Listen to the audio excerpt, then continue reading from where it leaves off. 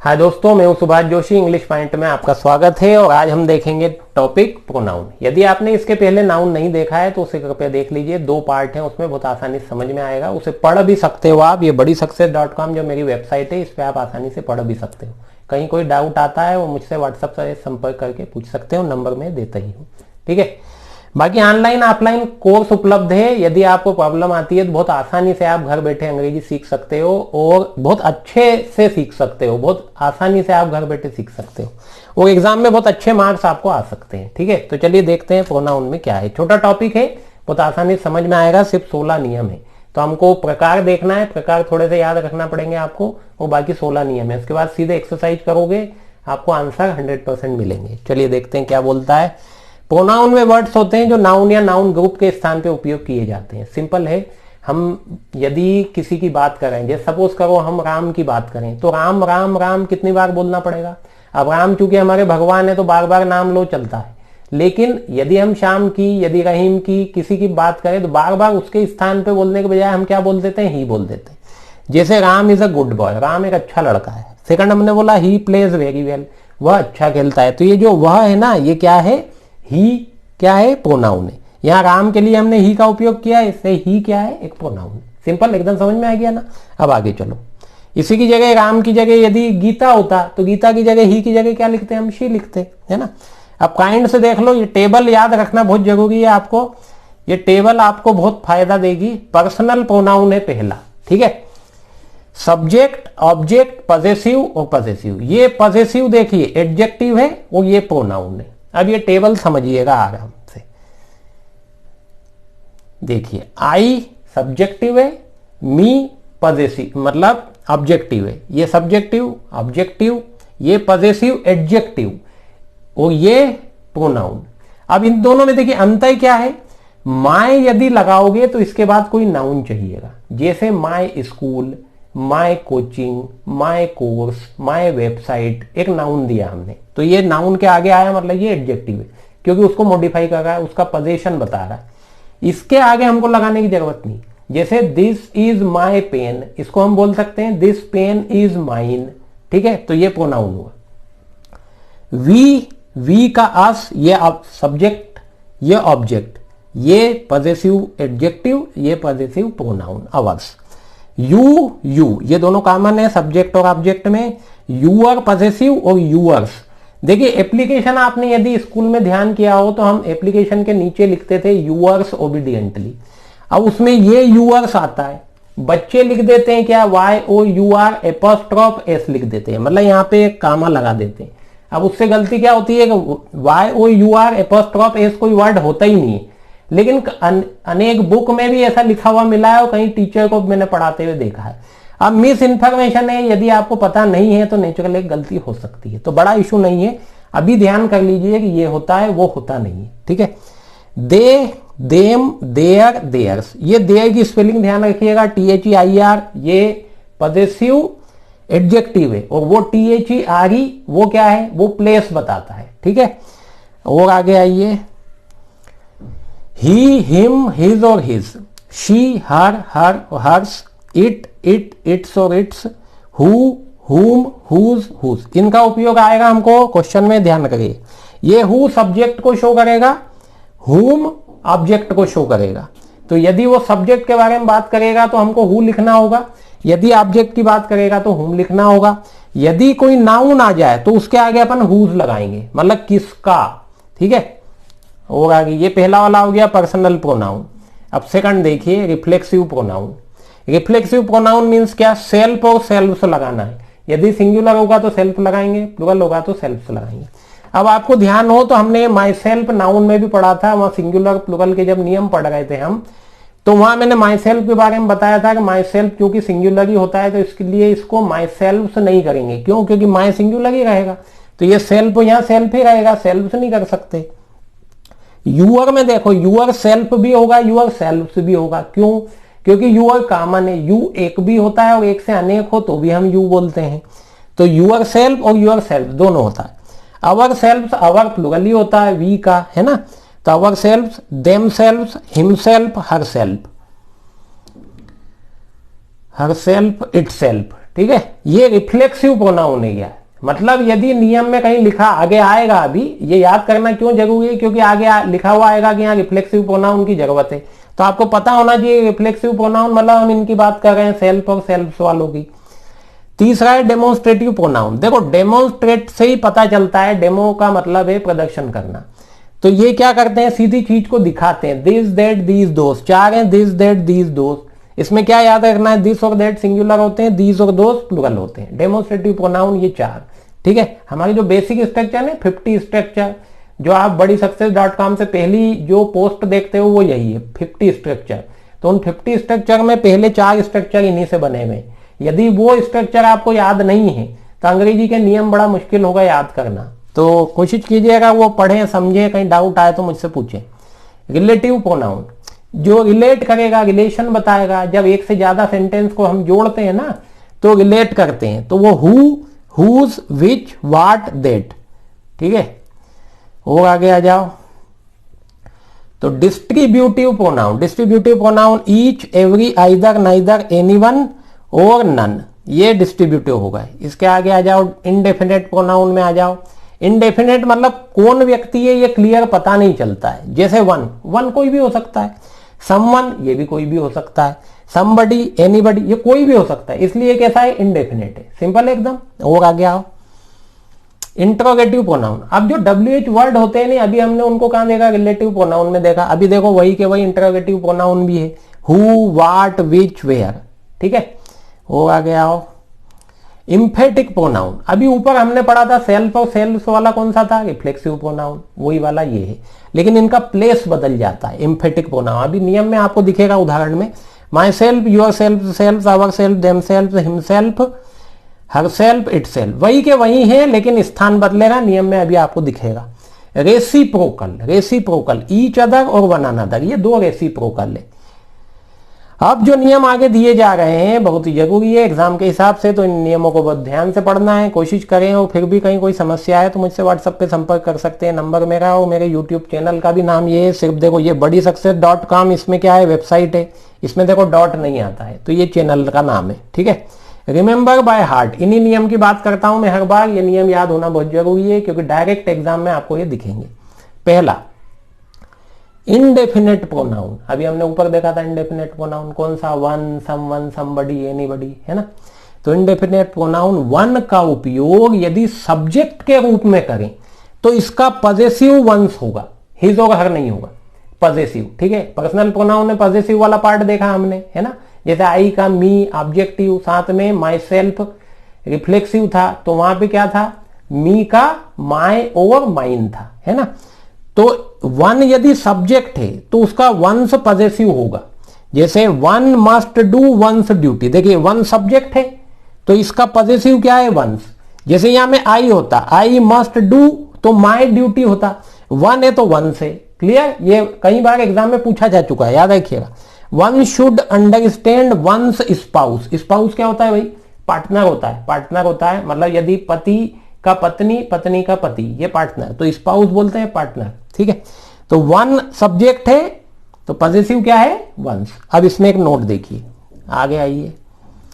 लेकिन यदि वन का उपयोग नंबर के रूप में हो, नंबर मतलब एक, वन मतलब क्या, एक, तो नंबर के रूप में हो तो फिर इसका पॉजेसिव हिज, हर और इट्स होगा, ठीक है। एग्जाम्पल में देखिए, one of them has given up his studies, one of them मतलब उनमें से एक ने अपनी पढ़ाई, ये अपनी पढ़ाई मतलब उसकी पढ़ाई, हिज, ठीक है। अब इसमें एक और नियम सिंपल याद कर लीजिएगा, यदि जेंडर स्पष्ट नहीं हो, मतलब वन को नंबर के रूप में किया हमने, वन ऑफ देम, तो अब पता नहीं है ना वन कौन है, लड़का है, लड़की है, जानवर है, कौन, तो नहीं पता है तो क्या होगा, स्पष्ट नहीं है, तो हम हमेशा मैस्कुलाइन जेंडर का उपयोग करेंगे, मतलब सिंगुलर के लिए हिज और प्लुरल के लिए there.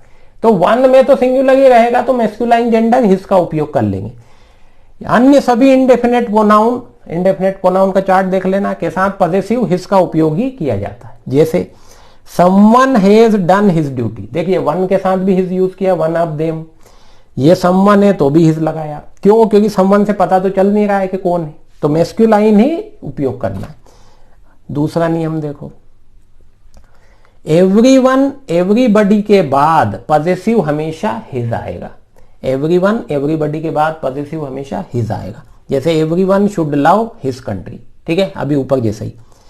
Each every anyone anybody के बाद सिंगुलर प्रोनाउन आता है।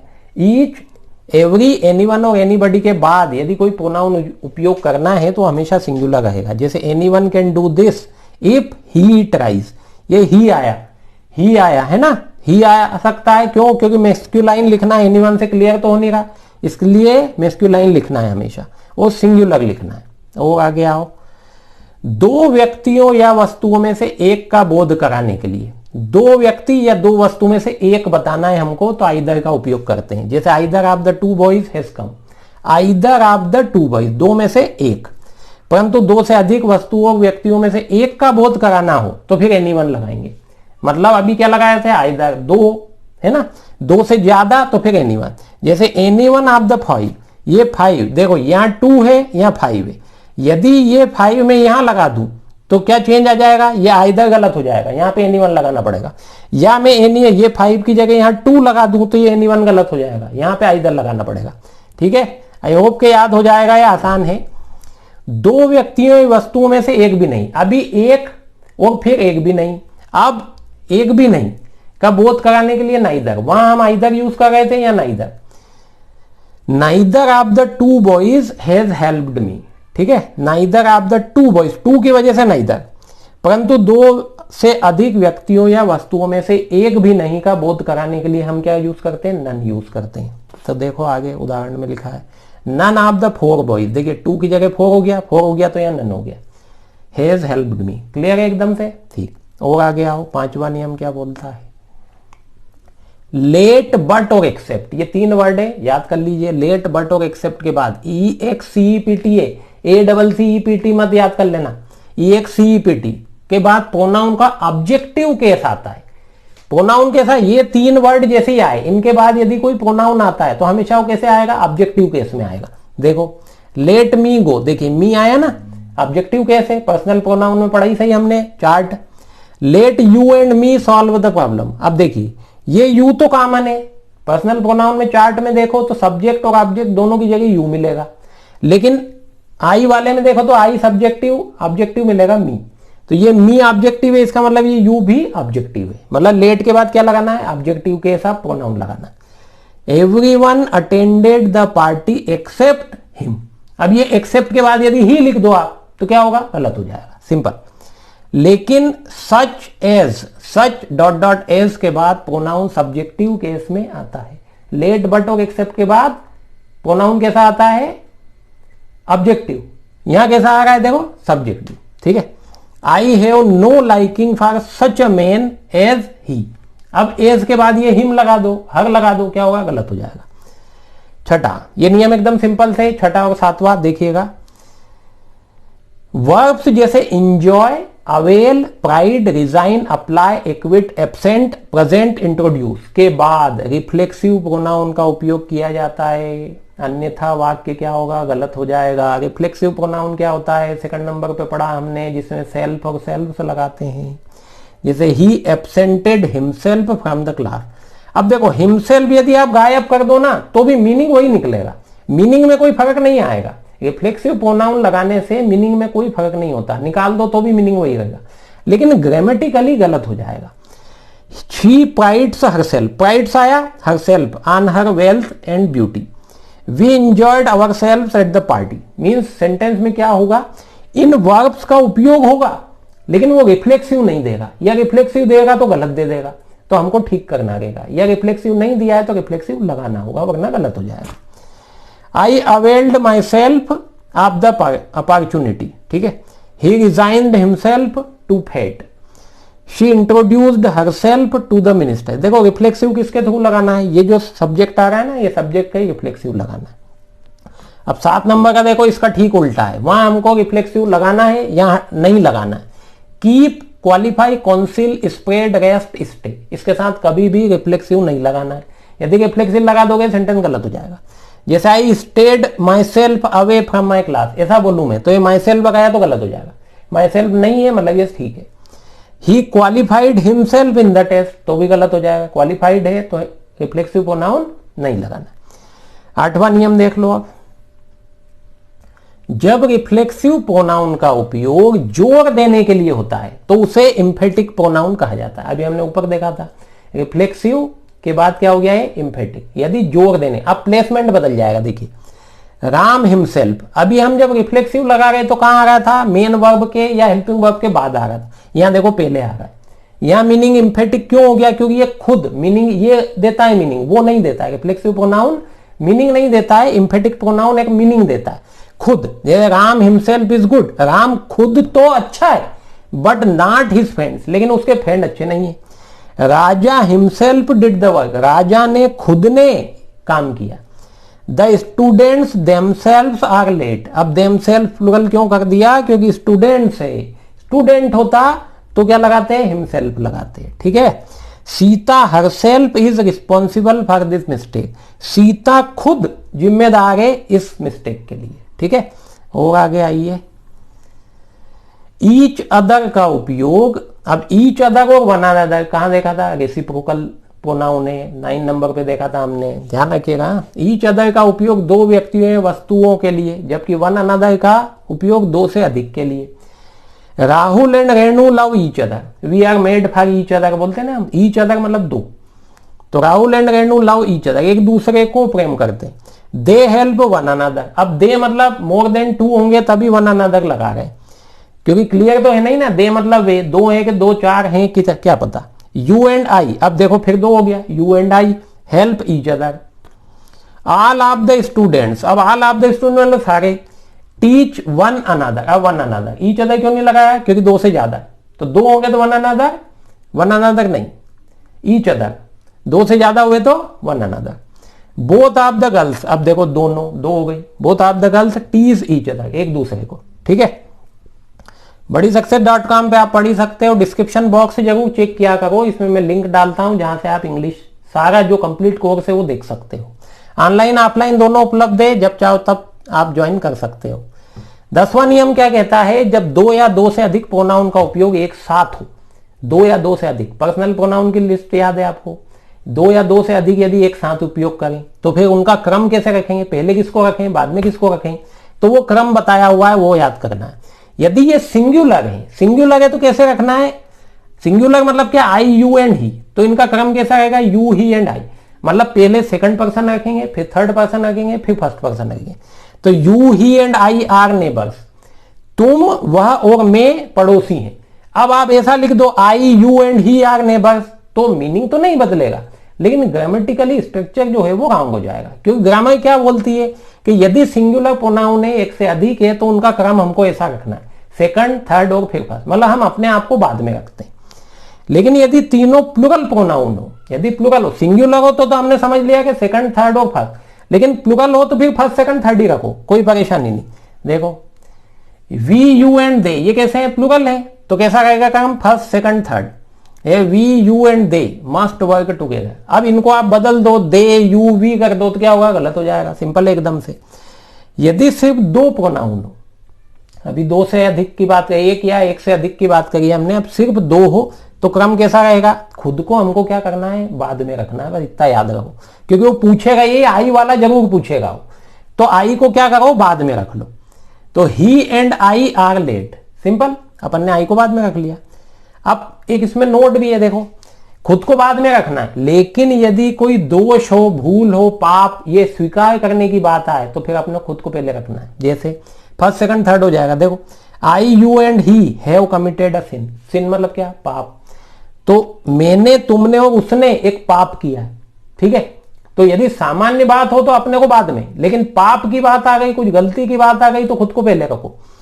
आई and you have committed a crime, मैंने और तुमने, तो मैंने पहले रखा खुद को, ठीक है। और आगे आ जाओ, 11 नंबर का नियम देखते हैं। वाक्य में व्यक्तियों के लिए सब्जेक्ट के रूप में, हमने ऊपर देखा था पर्सनल प्रोनाउन के टेबल में क्या देखा था, हु, हुम, हुज, ठीक है। तो वाक्य में व्यक्तियों के लिए सब्जेक्ट के रूप में रिलेटिव प्रोनाउन क्या आएगा, हु, और ऑब्जेक्ट के लिए क्या आएगा, हुम, ठीक है। सेंटेंस में समझ, ये समझ लेना है, बहुत आता है एग्जाम में। I do not like the boy, मैं उस लड़के को पसंद नहीं करता, किस लड़के को, हु हैज डन इट, अब देखो ये सब्जेक्ट है, जिसने यह किया, जिसने यह किया मतलब ये कौन है, ये सब्जेक्ट है, सब्जेक्ट है तो हु लगाया। ही मैरिड सुनीता, उसने सुनीता से शादी की, कौन सुनीता भाई, who is the daughter of mister Ram. अब देखो ये सुनीता फिर सब्जेक्ट है जिसके बारे में बात हो गई, तो ये हमने डायरेक्ट क्या बोला, हु लिखा, क्यों, क्योंकि सब्जेक्ट है तो सब्जेक्ट के लिए पॉजिटिव अपने को रिलेटिव प्रोनाउन क्या लगाना है, हु लगाना। I do not like those boys, मैं उन लड़कों को पसंद नहीं करता, किन लड़कों को, हु हैव डन इट, जिन्होंने ये किया, मतलब सब्जेक्ट। अब ऑब्जेक्ट का देखो उदाहरण, दिस इज द बॉय, ये वो लड़का है, whom I saw in the market, अब देखो I saw in the market आ गया ना, मैंने देखा है, किसको, इस लड़के को, तो ये कौन हो गया, ऑब्जेक्ट हो गया।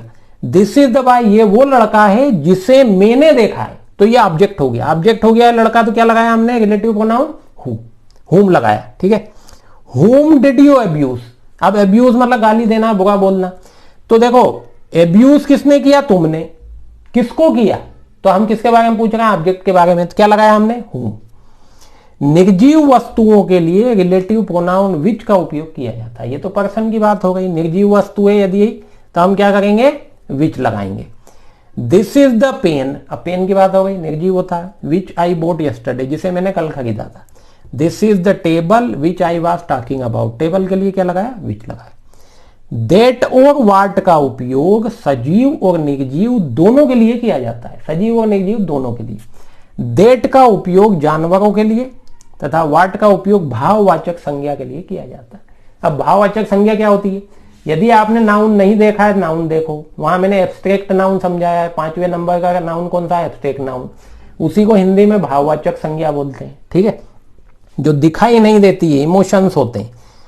तो this is the cow that I boat, देखिए ये कौन है, जानवर है, उसके लिए क्या यूज किया हमने, that. I do not understand what you से, अब जो कहते हैं वो मैं नहीं समझा या मैं नहीं समझता, तो ये अंडरस्टैंड वाला फीलिंग वाली बात हो गई, तो व्हाट लगा दिया, ठीक है। अगला नियम देखो, इसी से रिलेट है, ये रिलेटिव प्रोनाउन से ही।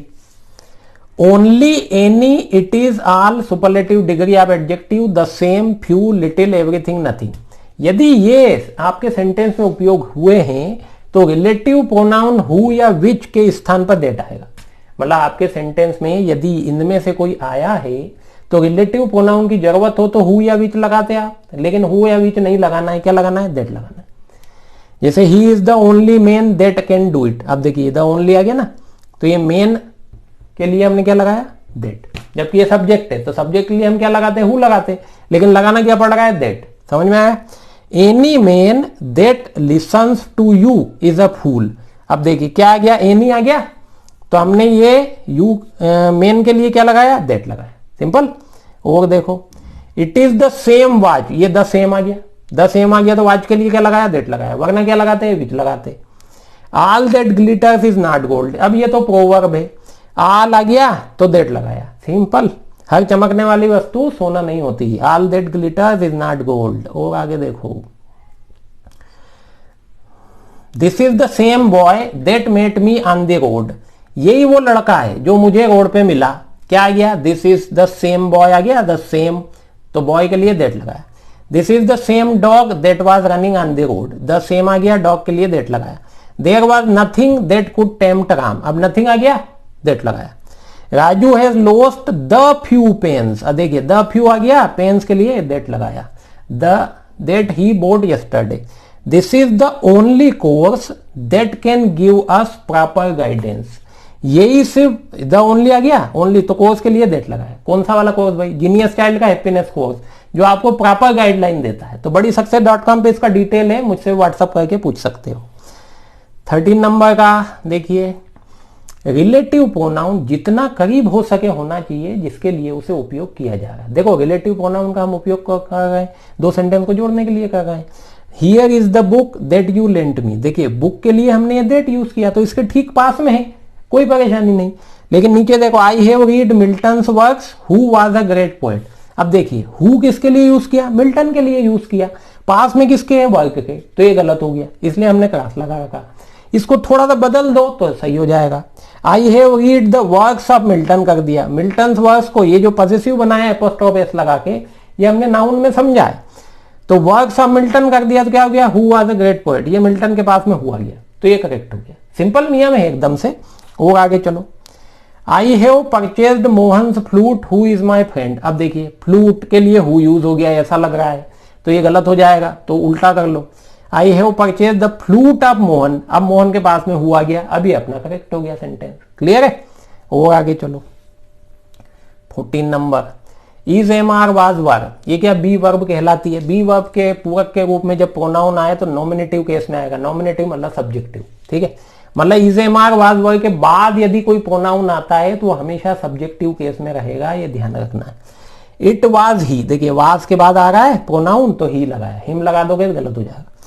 इफ आई वर ही, देखिए वर के बाद ही आ रहा है, I would not go there. यदि मैं तुम होता मैं वहां नहीं जाता। It was he who did it, ये वो है जिसने ये किया। 15 नंबर का टॉपिक देखो, जब एक ही व्यक्ति सब्जेक्ट और ऑब्जेक्ट दोनों हो, सब्जेक्ट और ऑब्जेक्ट दोनों हो तो रिफ्लेक्सिव प्रोनाउन का उपयोग जरूरी है। मतलब एक तो रिफ्लेक्सिव प्रोनाउन ऊपर देख लिया, कुछ वर्ब से जिनके साथ लगा नहीं है, कुछ वर्ब ऐसी है जिनके साथ रिफ्लेक्सिव प्रोनाउन उपयोग नहीं करना है। एक ये नया यूज है रिफ्लेक्सिव प्रोनाउन का, इसमें क्या बोल रहा है कि यदि सब्जेक्ट ऑब्जेक्ट एक ही व्यक्ति हो, जैसे I cut me shaving this morning. देखो आई कट मी शेविंग, मैंने अपनी शेविंग बनाई, तो बनाने वाला मैं हूं और बन भी मेरी ही रही है, तो मैं भी सब्जेक्ट हूं और मैं ही ऑब्जेक्ट हूं। तो रिफ्लेक्सिव प्रोनाउन नहीं डाला तो कैसा हो गया, गलत हो गया। I cut my self shaving this morning, अभी सही हो गया।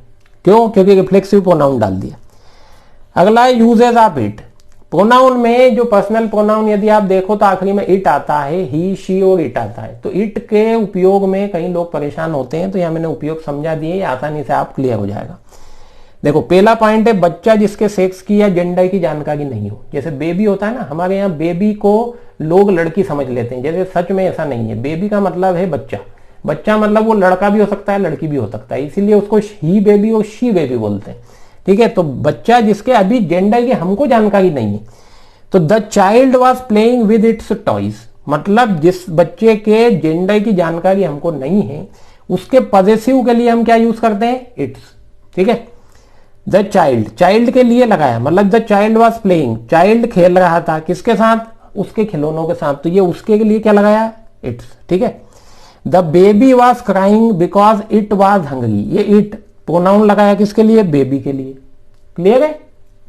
अगला देखो, किसी नाउन या प्रोनाउन पर जोर देने के लिए, जोर देना है, जैसे it is Ram who killed Ravan last night, ये राम है जिसने मारा रावण को, ठीक है। तो ये जोर दिया, इट इज राम।